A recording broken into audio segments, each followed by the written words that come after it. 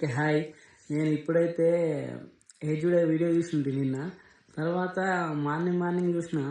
Morning video delete అయిపోయింది. ఏమైంది ఏం కదా అని అనుకున్నా. అన్వేష్ గురించి మాట్లాడింది కదా. అన్వేష్ మొత్తానికైతే ఏదో మాట్లాడి ఉంటారు అనుకున్నా. అది చూసే వరకు నేనే షాక్ అయినా. మీరు కూడా ఒకసారి వినండి ఏం మాట్లాడిండు మరి అన్వేష్ ఏజుడే గురించి. హాయ్ హేజు బ్రో గారు, ఎలా ఉన్నారు? Happy new year. మీ వీడియో నేను చూస్తూ ఉంటాను.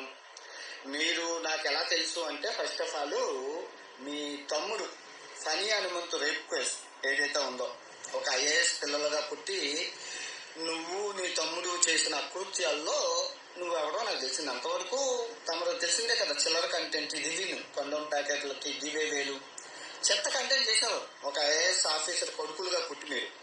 అయితే నువ్వు ఎప్పుడు బత్తాయి రంగు పూసుకున్నావు, బత్తాయిగా మారావనేది జనంకి తెలుసు. టీనేజర్స్ అడిగితే చెప్తారు తమరు ఎప్పుడు బత్తాయిలా మారారా అని. ఇప్పుడు నువ్వంటే బత్తాయి కానీ నేను బత్తాయిని కాదుగా. ఇప్పుడు ఇంట్లో కూర్చొని ఒక మైక్ పెట్టుకుని చెప్పాలి, ఏది నేను అలా కాదు, నేను దేశం తిరిగి అక్కడ చూసి చెప్పాలి.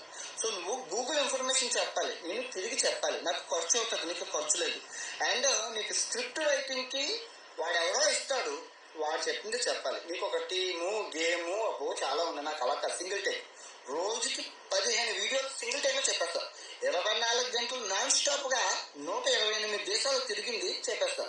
నాది single take. Okay, in the front there is a crocodile festival. ఇప్పుడు ఆ వీడియో తీసేస్తే 2026 నీకు శ్రీరామ రక్ష.